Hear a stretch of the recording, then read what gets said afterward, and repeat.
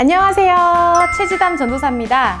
5단원은 예수님의 목회 이야기를 다루고 있습니다. 3년의 공생의 기간 동안 사람들을 만나며 이 땅에 하나님의 뜻을 이루려고 하셨죠. 제자들을 훈련시키시고 많은 사람들에게 하나님의 말씀을 가르치셨어요. 그 첫 번째, 베드로의 이야기인데요. 1차년도 1학기 5단원 1과 고학년 교재 체인지 시작합니다. 성경 말씀을 먼저 찾아서 읽어보는 거 잊지 않으셨죠?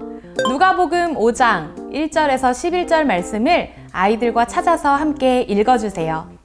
그리고 아이들이 본문을 읽고 느낀 것을 이야기할 수 있게 질문해 보세요. 예수님은 어떻게 물고기가 많은 쪽을 알았어요?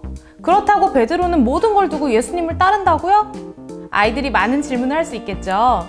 정해진 답이 있다면 그것을 말해주시고, 그렇지 않은 이야기는 그러게, 선생님도 그게 참 신기해.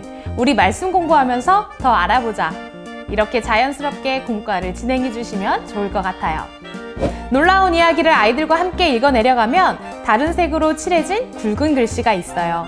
예수님과 베드로 중에 누가 어떤 말을 했는지 맞춰보는 활동이에요. 자, 한번 볼게요. 1번, 깊은 데로 가서 그물을 내려 고기를 잡으라.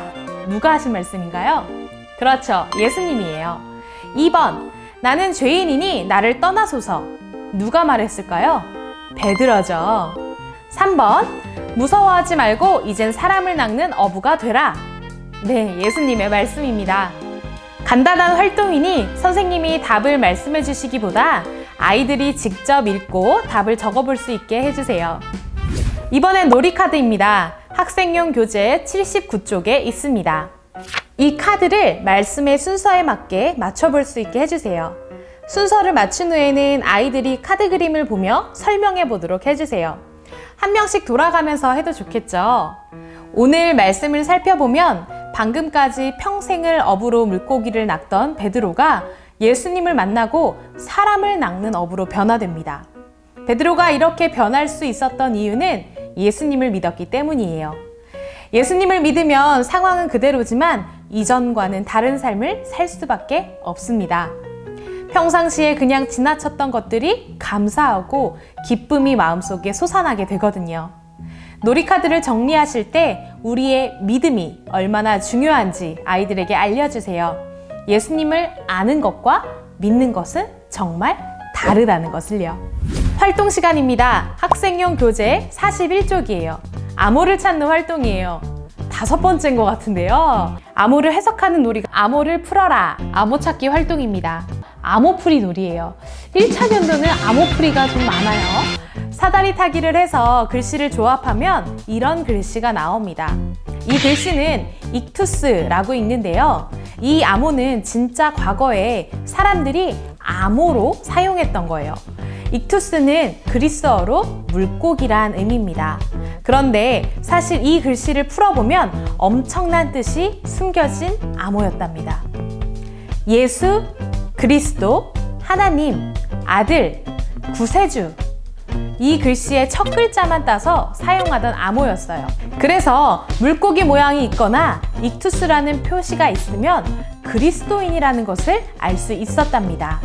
지금은 너무 당연히 이야기하는 예수 그리스도 하나님의 아들 구세주라는 말이 그 당시에는 왜 암호로 쓰여졌을까요?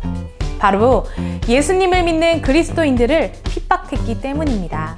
그래서 그리스도인들은 지하 동굴이나 숨어서만 신앙생활을 해왔어요. 지금 교회에 모여 자유롭게 예배할 수 있는 건 정말 하나님의 은혜라는 사실을 아이들에게 알려주세요. 1과의 마지막 활동입니다. 예수님의 12제자 외우기인데요. 이건 진짜로 외워야 가능한 게임입니다.